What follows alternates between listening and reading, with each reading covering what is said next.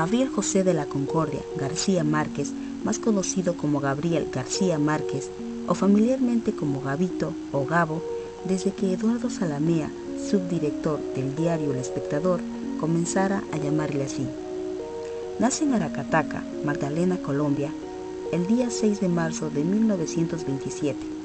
Vive en su pueblo natal con sus abuelos maternos hasta 1936. Inicia el bachillerato en Barranquilla y lo termina en el Liceo Nacional de Zipaquirá con una beca ganada por un concurso.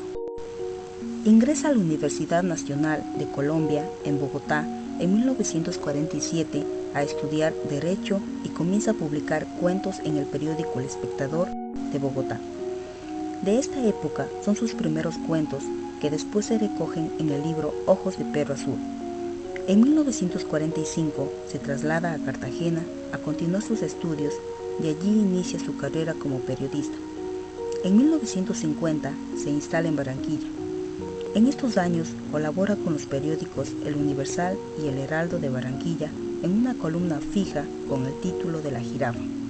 En 1954, en Bogotá, se integra a la planta de redacción del diario El Espectador, escribiendo crítica de cine y grandes reportajes.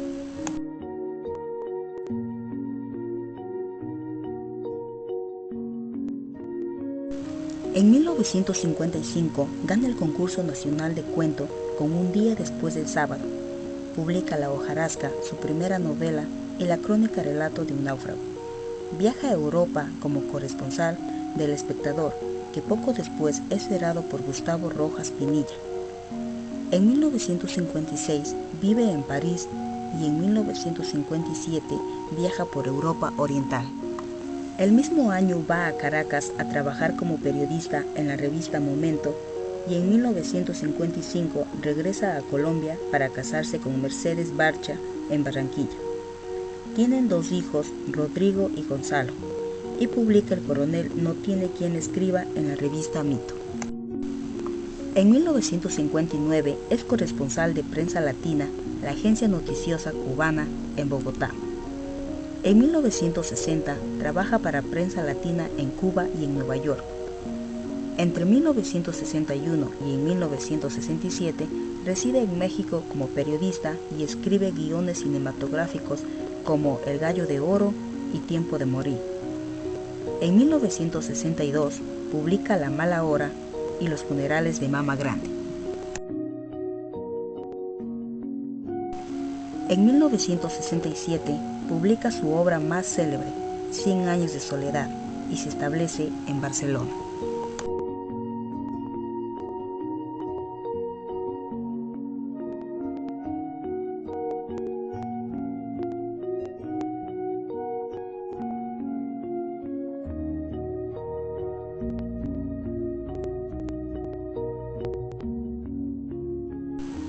Cien años de soledad es una novela considerada una obra maestra de la literatura hispanoamericana y universal. Es una de las obras más traducidas y leídas en español. Fue catalogada como una de las obras más importantes de la lengua castellana durante el IV Congreso Internacional de la Lengua Española, celebrado en Cartagena de Indias en marzo de 2007. Fue incluida en la lista de las 100 mejores novelas en español del siglo XX del periódico español El Mundo, en la lista de los 100 libros del siglo XX del diario francés Le Monde y en los 100 mejores de todos los tiempos del Club de Libros de Noruega.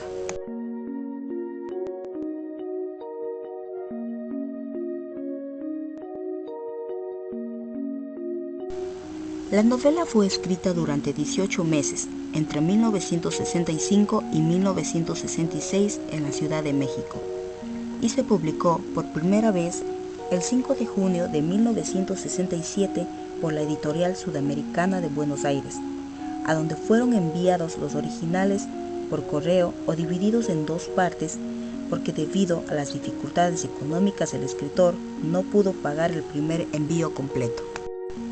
La idea original de esta obra surge en 1952 durante un viaje que realiza el autor a su pueblo natal, Aracataca, en compañía de su madre. En su cuento Un día después del sábado, publicado en 1954, hace referencia por primera vez a Macondo, y varios de los personajes de esta obra aparecen en algunos de sus cuentos y novelas anteriores.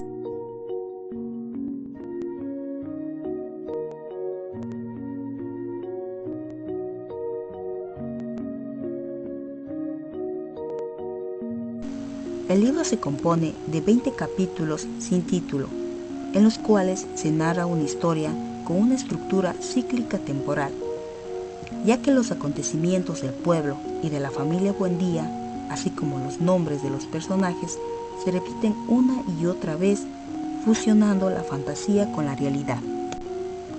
La soledad. Durante la novela, todos los personajes parecen que están predestinados a padecer de la soledad, como una característica innata de la familia Buendía.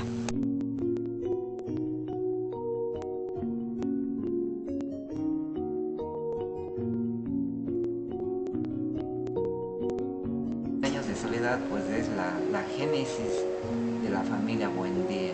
Es un universo que se desarrolla en esa ciudad imaginaria que Gabriel García Márquez la denominó como Macondo. García Márquez en esta obra utiliza mucho el realismo mágico en Cien años de soledad, seres que son creados, que están en la imaginación de las personas que toman formas, cuerpos. Es un mundo de creencias, es un mundo de realidad, es un aparecer y desaparecer de las cosas. Es una novela extraordinaria donde trata sobre un pueblo mágico. Además es la novela cumbre de Gabriel García.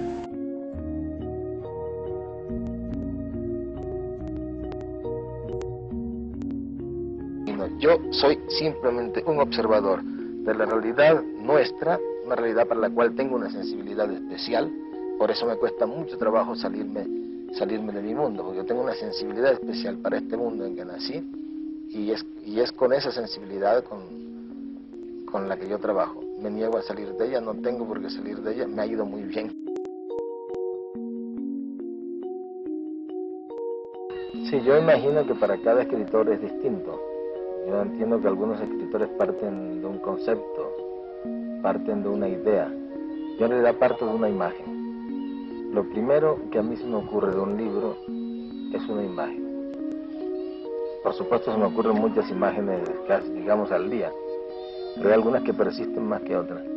Y a medida las que van sobreviviendo son las que voy manteniendo y elaborando, y alrededor de ellas voy explorando todo el contorno hasta que llega un momento en que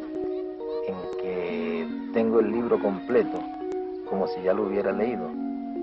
Es decir, que cuando yo me siento en la máquina voy prácticamente a copiar lo que ya tengo mentalmente resuelto. Y casi siempre se ajusta bastante el libro terminado al libro mental, digamos.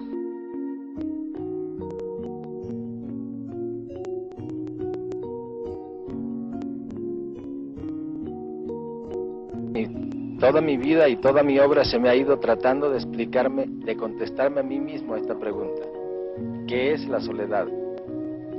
En realidad se habla de la soledad del poder, de la soledad del corredor de fondo, de la soledad del escritor. Se habla de la soledad de cada uno. Casi puede uno sospechar que lo que pasa es que todos, absolutamente todos, estamos solos.